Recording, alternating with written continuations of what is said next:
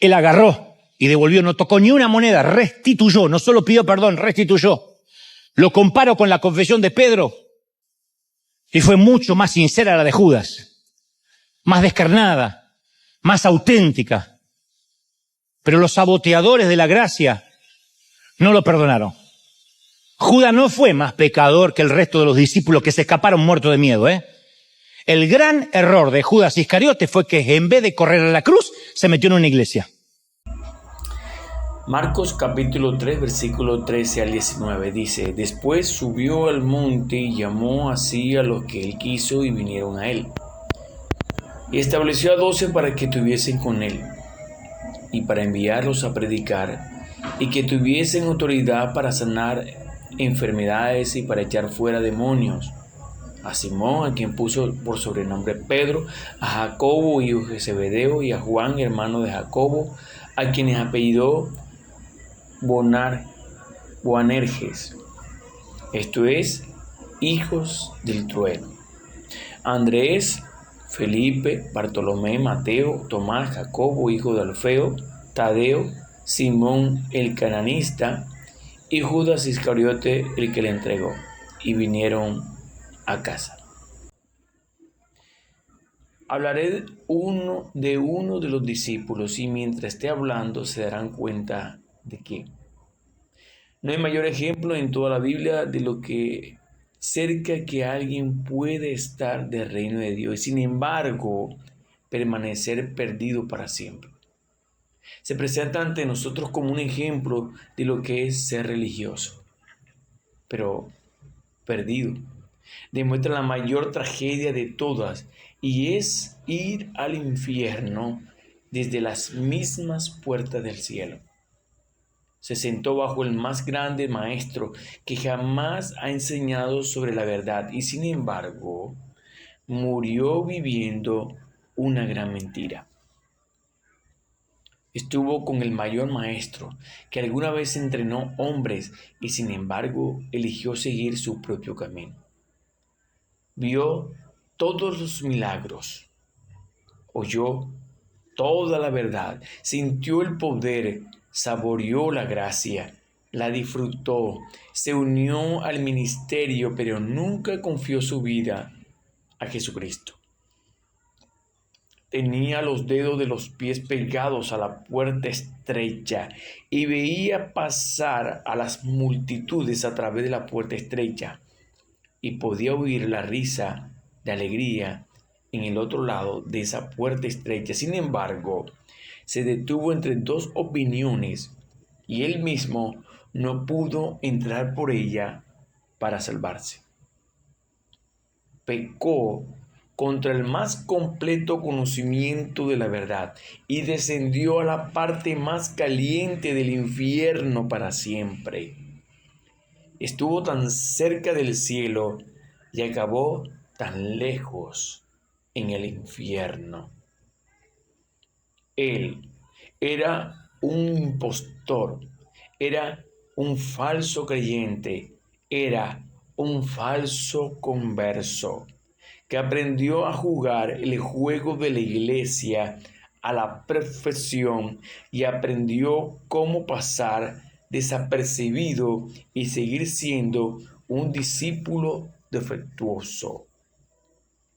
Tenía religión externa, pero no realidad interna. Tuvo remordimiento, pero no tuvo arrepentimiento. Tenía datos, muchos datos sobre Cristo, pero nunca una fe fuerte en Cristo.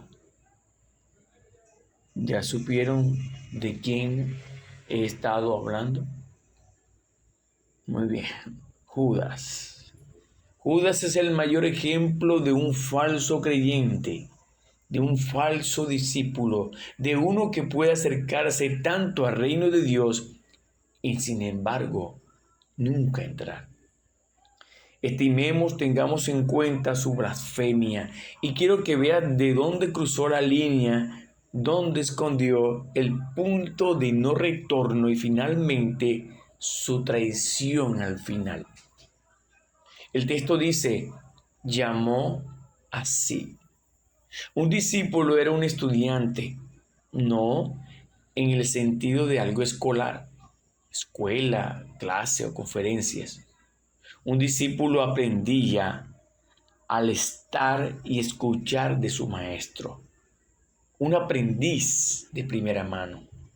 En sentido primario, estar y escuchar.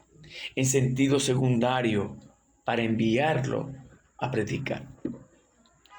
Miremos sus antecedentes generales sobre Judas.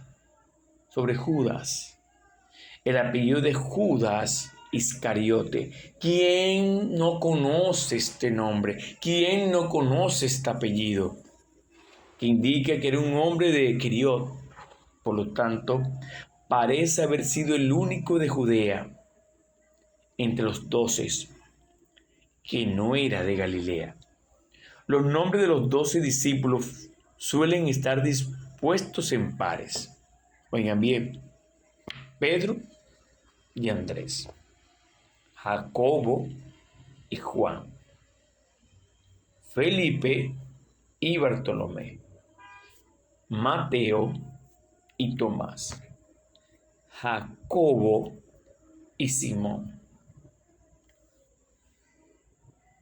Judas, hijo de Jacobo, Tadeo, como era conocido, y Judas Iscariote, hijo de Simón.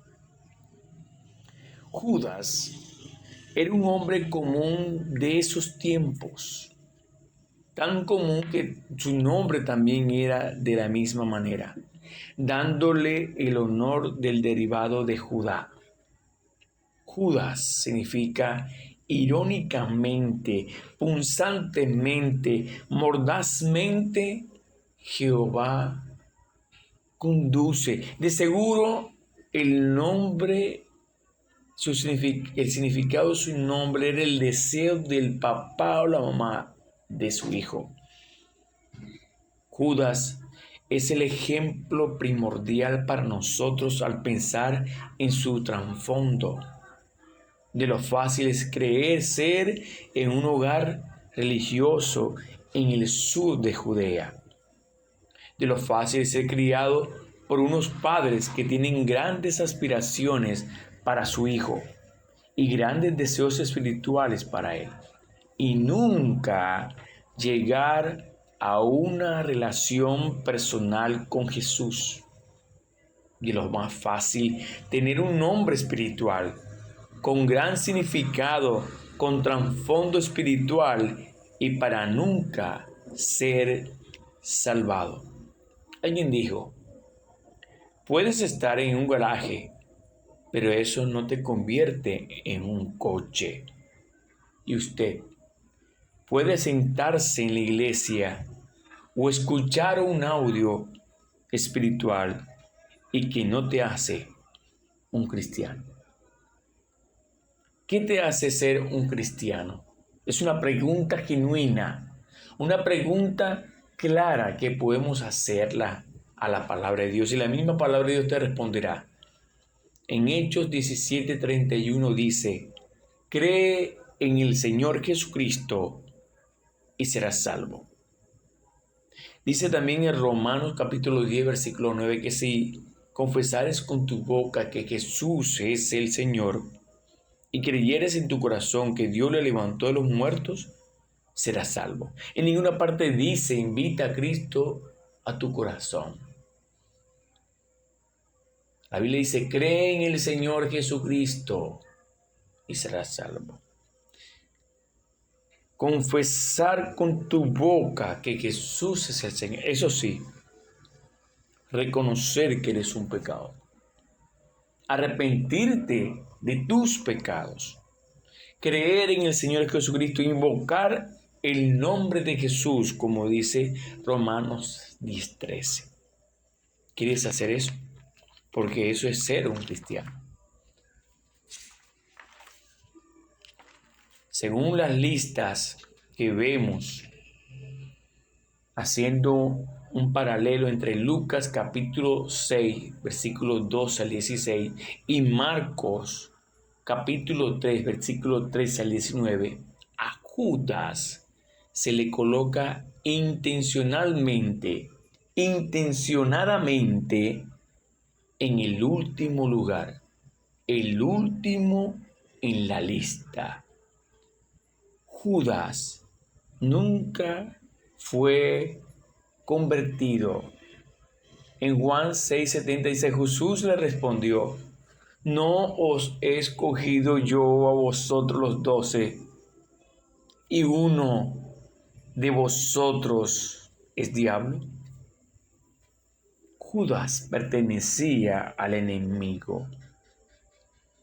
Salmo 41:9 dice algo en el Antiguo Testamento muy interesante. Aún el hombre de mi paz, en quien yo confiaba, el que de mi pan comía, alzó contra mí el calcañar. Estas palabras se cumplieron literalmente en David. Y sin embargo, el Espíritu Santo que las dictaba miró más allá en ellas. Literalmente se cumplió en David, pero donde fue traicionado por su propio hijo, Absalón. Porque el texto está hablando de esto, donde fue traicionado por su propio hijo, Absalón. Eso lo encontramos en 2 Samuel, capítulo 15. Y por su consejero de confianza, Aitofel. 2 Samuel, capítulo 15, versículo 12. Y en el mismo capítulo 15, versículo 31. ¿Qué heridas más grandes puede haber que un amigo te traicione? Estas palabras proféticas se cumplieron literalmente donde fue traicionado por Judas Iscariote. Judas traicionó a su maestro. El tesorero, el ladrón, el codicioso, el mentiroso, el insidioso. Insidioso, claro. Astuto, intrigante, engañoso. Eso es lo que significa insidioso. Astuto para la malicia, intrigante, engañoso. Juan en capítulo 12, versículo 6 nos da con claridad que sustraía de la bolsa. Jesús sabía que él era un ladrón. En cuanto a la trama bíblica, porque cuando vamos a hablar de un personaje, todos tienen un trasfondo histórico y tener una línea de tiempo para poder comprenderla. Y eso se le llama en teología la trama bíblica. La trama bíblica. Entonces, en cuanto a la trama bíblica, en las siguientes realidades, Judas fue convocado como los otros discípulos. Judas fue objeto de elección soberana. Judas vino en respuesta a su llamado a venir y servir. Judas fue nombrado y designado. Judas es reprendido suavemente por Jesús, por el perfume que la mujer había comprado y que con el perfume muy caro y tan caro limpiaba los pies del maestro. Judas interactuó con los líderes judíos voluntariamente dispuesto a traicionar. Judas fue influenciado satánicamente. Eso podemos encontrarlo en Lucas, capítulo 22, versículo 3. Y en Juan, capítulo 13, versículo 2 y versículo 27. Judas busca la ocasión para entregar a Jesús. Se ofrece a traicionar. Judas pide el pago por la entrega. Él dice en el texto bíblico: ¿qué queréis darme para yo os lo entregue? Judas recibe el pago. Judas entrega a Jesús con un beso. Judas,